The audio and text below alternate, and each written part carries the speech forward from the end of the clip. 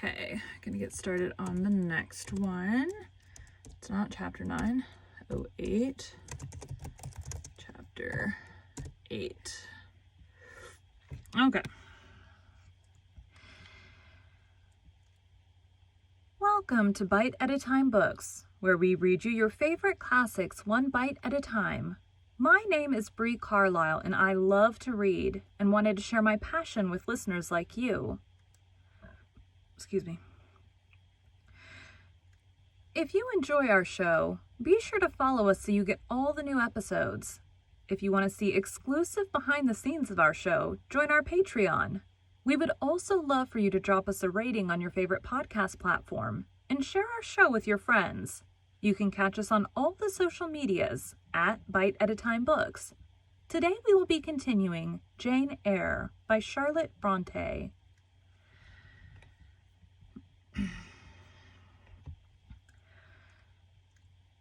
Chapter 8.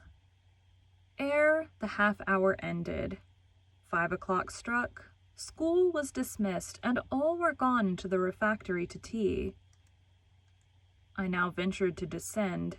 It was deep dusk. I retired into a corner and sat down on the floor. The spell by which I had been so far supported began to dissolve. Reaction took place, and soon, so overwhelming was the grief that seized me, I sank prostrate with my face to the ground. Now I wept. Helen Burns was not here. Nothing sustained me. Left to myself, I abandoned myself, and my tears watered the boards.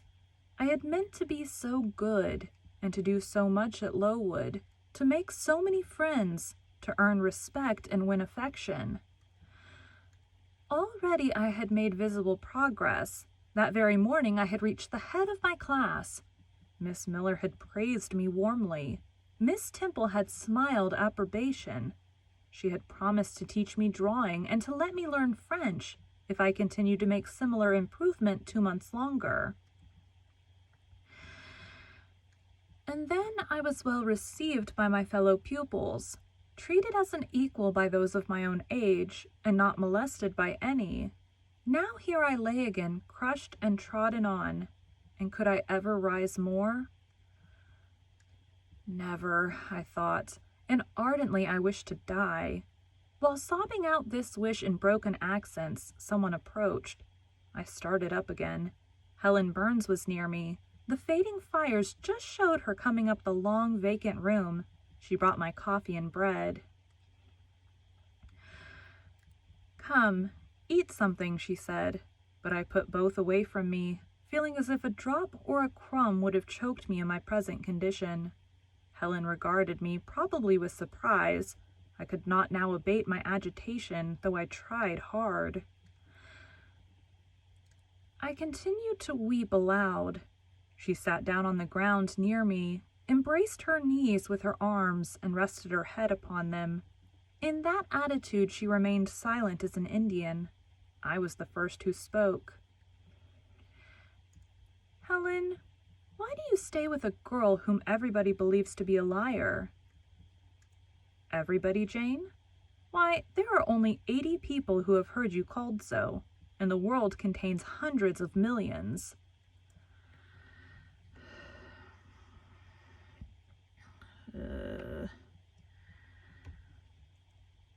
But what have I to do with millions? The 80 I know despise me. Jane, you are mistaken. Probably not one in the school either despises or dislikes you. Many, I am sure, pity you much. How can they pity me after what Mr. Brocklehurst has said? Mr. Brocklehurst is not a god, nor is he even a great and admired man. He is little liked here. He never took steps to make himself liked. Had he treated you as an especial favorite, you would have found enemies, declared or covert, all around you. As it is, the greater number would offer you sympathy if they dared. Teachers and pupils may look coldly on you for a day or two, but friendly feelings are concealed in their hearts, and if you persevere in doing well, these feelings will ere long appear so much the more evidently for their temporary suppression. Besides, Jane, she paused. Well, Helen, said I, putting my hand into hers. She chafed my fingers gently to warm them and went on. Excuse me. If all the world hated you and believed you wicked, while your own conscience approved you and absolved you from guilt, you would not be without friends. No, I know I should think well of myself, but that is not enough.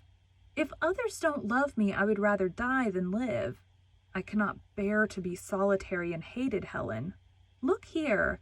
To gain some real affection from you or Miss Temple or any other whom I truly love, I would willingly submit to have the bone of my arm broken, or to let a bull toss me, or to stand behind a kicking horse and let it dash its hoof at my chest. Goodness. Hush, Jane. You think too much of the love of human beings. You are too impulsive, too vehement. The sovereign hand that created your frame and put life into it has provided you with other resources than your feeble self, or than creatures feeble as you.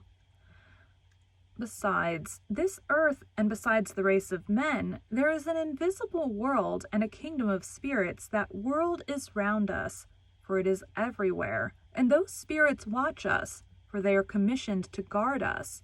And if we were dying in pain and shame, if scorn smote us,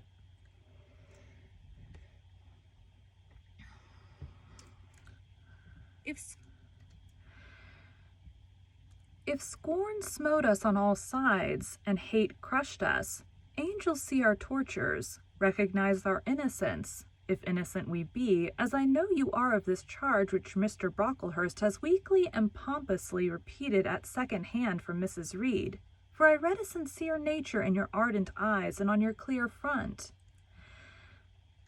And God waits only the separation of spirit from flesh to crown us with full reward. Why, then, should we ever sink overwhelmed with distress, when life is so soon over, and death is so certain an entrance to happiness, to glory? I was silent. Helen had calmed me, but in the tranquility she imparted there was an alloy of inexpressible sadness. I felt the impression of woe as she spoke, but I could not tell whence it came. And when, having done speaking, she breathed a little fast and coughed a short cough, I momentarily forgot my own sorrows to yield to a vague concern for her. Resting my head on Helen's shoulder, I put my arms round her waist. She drew me to her, and we reposed in silence. We had not sat long thus when another person came in. Some heavy clouds swept from the sky by a rising wind had left the moon bare, and her light, streaming in through a window near, shone full both on us and on the approaching figure, which we at once recognized as Miss Temple. I came on purpose to find you, Jane Eyre, said she. I want you in my room, and as Helen Burns is with you, she may come too. We went, following the superintendent's guidance. We had to thread some intricate passages and mount a staircase before we reached her apartment. It contained a good fire and looked cheerful. Miss Temple told Helen Burns to be seated in a low armchair on one side of the hearth, and herself taking another, she called me to her side.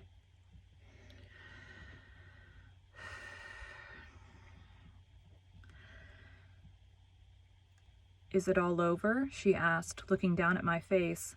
Have you cried your grief away? I am afraid I never shall do that. Why? Because I have been wrongly accused, and you, ma'am, and everybody else will now think me wicked. We shall think you what you prove yourself to be, my child.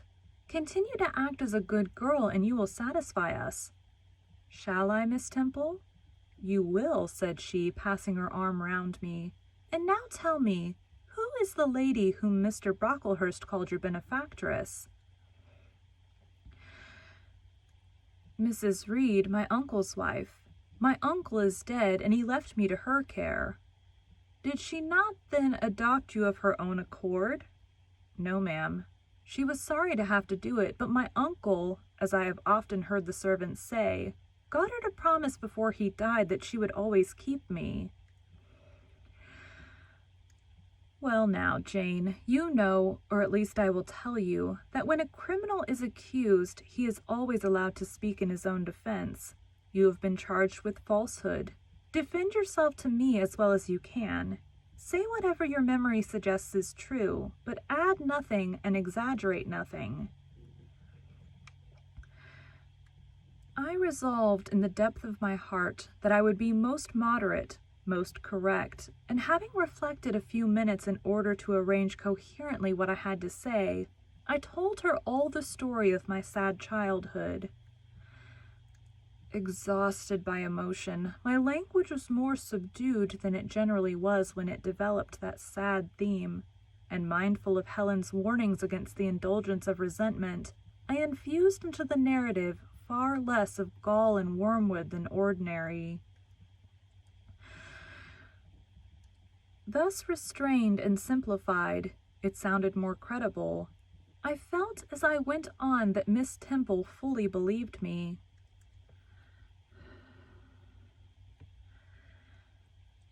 In the course of the tale, I had mentioned Mr. Lloyd as having come to see me after the fit, for I never forgot the, to me, frightful episode of the Red Room, in detailing which my excitement was sure, in some degree, to break bounds, for nothing could soften in my recollection the spasm of agony which clutched my heart when Mrs. Reed spurned my wild supplication for pardon, and locked me a second time in the dark and haunted chamber.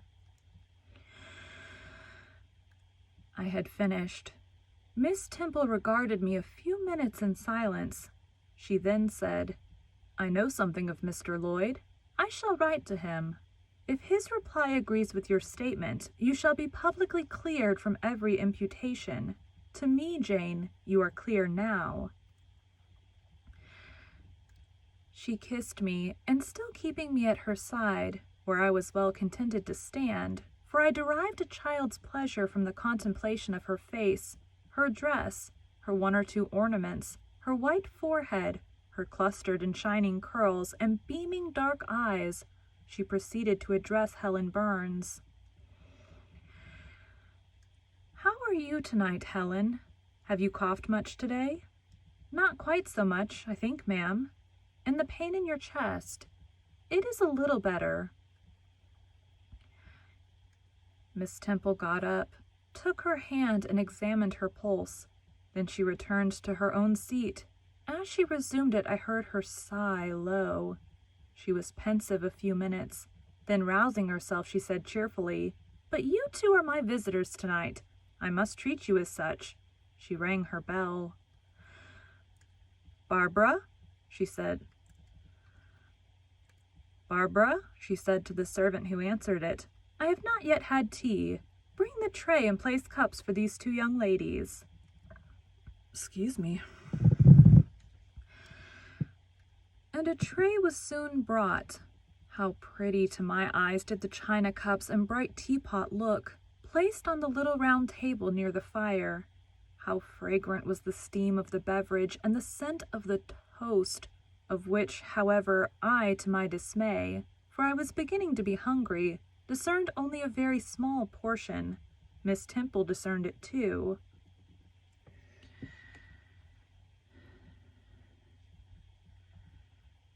I had too long of a gap there. "Barbara," said she, "can you not bring a little more bread and butter? There is not enough for 3. Barbara went out. She returned soon. "Madame, Mrs. Harden says she has sent up the usual quantity." Mrs. Harden, be it observed, was the housekeeper, a woman after Mr. Brocklehurst's own heart, made up of equal parts of whalebone and iron. "Oh, very well," returned Miss Temple. "We must make it do, Barbara, I suppose." And as the girl withdrew, she added, smiling, "Fortunately, I have it in my power to supply deficiencies for this once." Having invited Helen and me to approach the table, and placed before each of us a cup of tea with one delicious but thin morsel of toast, She got up, unlocked a drawer, and taking from it a parcel wrapped in paper, disclosed presently to our eyes a good-sized seed cake. "I meant to give each of you some of this to take with you," said she, "but as there is so little toast, you must have it now," and she proceeded to cut slices with a generous hand. We feasted that evening as on nectar and ambrosia, and not the least delight of the entertainment was the smile of gratification with which our hostess regarded us, as we satisfied our famished appetites on the delicate fare she liberally supplied. Tea over and the tray removed, she again summoned us to the fire. We sat one on each side of her, and now a conversation followed between her and Helen, which it was indeed a privilege to be admitted to hear.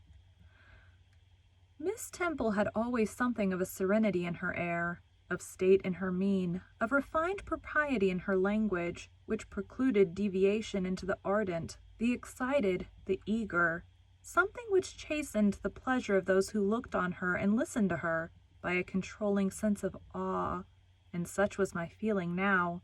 But as to Helen Burns, I was struck with wonder.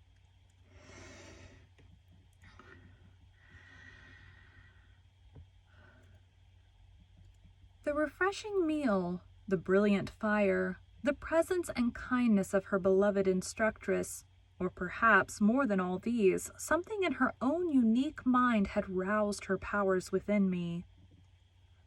That's all right. The refreshing meal, the brilliant fire, the presence and kindness of her beloved instructress, or perhaps more than all these, something in her own unique mind had roused her powers within her.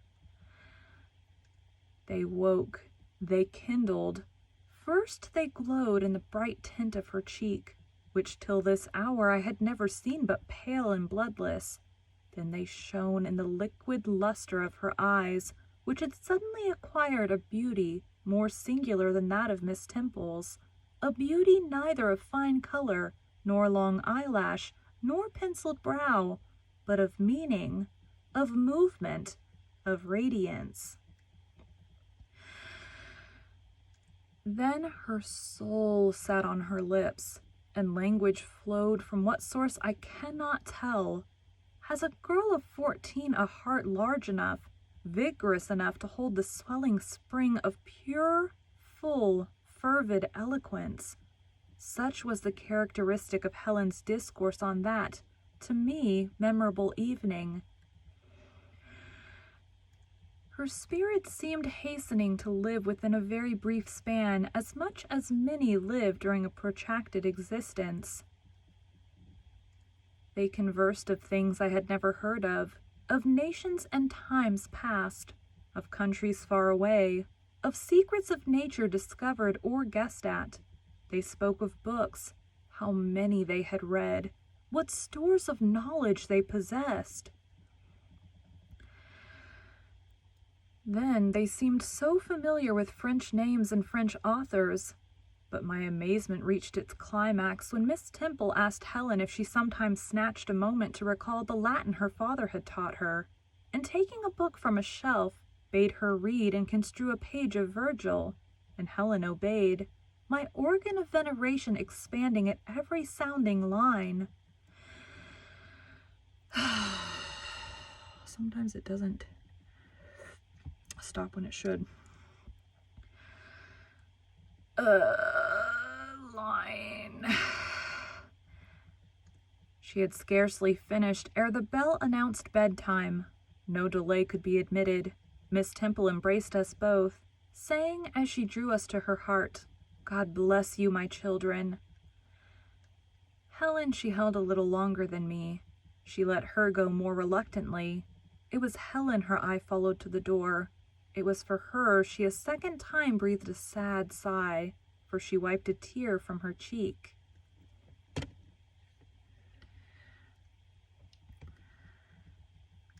On reaching the bedroom, we heard the voice of Miss Scatcherd.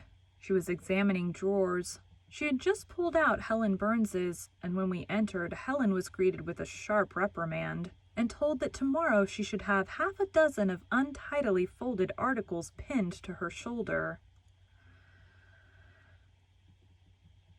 "My things were indeed in shameful disorder," murmured Helen to me in a low voice. "I intended to have arranged them, but I forgot." Next morning, Miss Scatcherd wrote in conspicuous characters on a piece of pasteboard the word slattern and bound it like a what?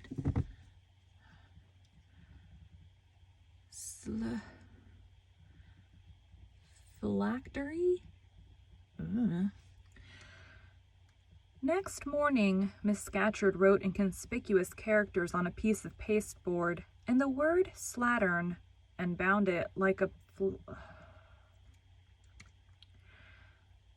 Next morning, Miss Scatcherd wrote in conspicuous characters on a piece of pasteboard the word slattern and bound it like a phylactery round Helen's large, mild, intelligent, and benign-looking forehead. She wore it till evening, patient, unresentful, regarding it as a deserved punishment. The moment Miss Scatcherd withdrew after afternoon school, I ran to Helen, tore it off, and thrust it into the fire. The fury of which she was incapable had been burning in my soul all day, and tears, hot and large, had continually been scalding my cheek. For the spectacle of her sad resignation gave me an intolerable pain at the heart. About a week subsequently to the incidents above narrated, Miss Temple, who had written to Mr. Lloyd, received his answer. Excuse me.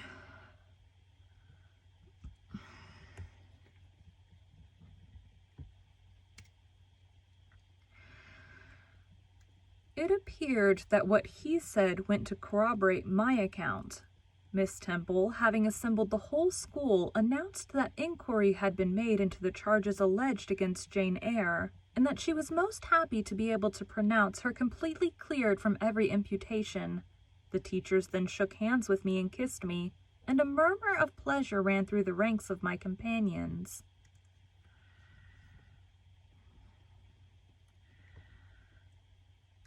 Thus relieved of a grievous load, I from that hour set to work afresh, resolved to pioneer my way through every difficulty.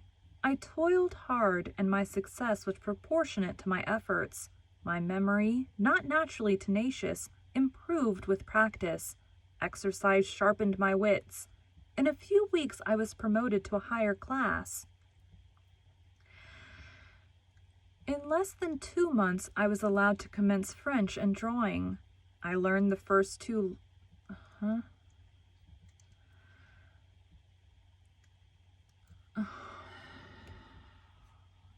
don't do that. Promoted to a higher class.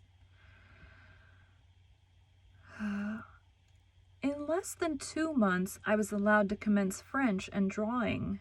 I learned the first 2 tenses of the verb être, and sketched my first cottage, whose walls, by the by, outrivaled in slope those of the Leaning Tower of Pisa, on the same day. That night, on going to bed, I forgot to prepare in imagination the Barmecide.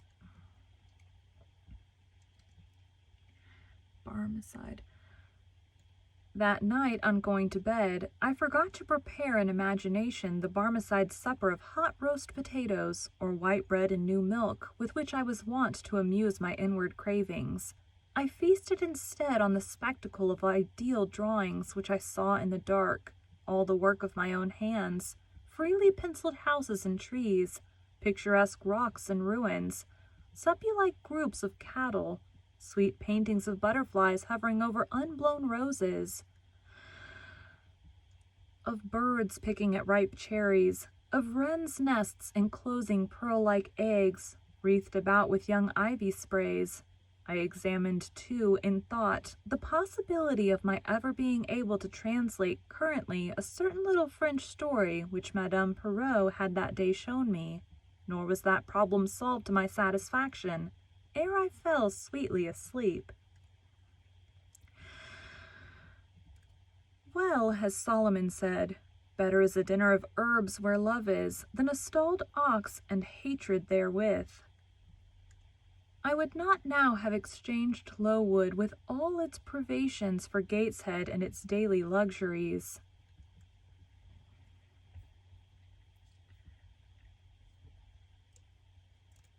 Thank you for joining Bite at a Time Books today, while we read a bite of one of your favorite classics.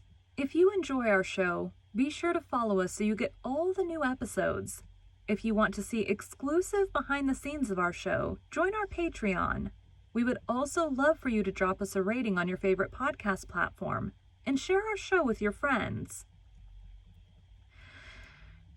You can catch us on all the social medias at Bite at a Time Books. Also, be sure to check us on our website, www.biteatatimebooks.com. Again, my name is Bree Carlisle, and I hope you come back tomorrow while we take the next bite of Jane Eyre.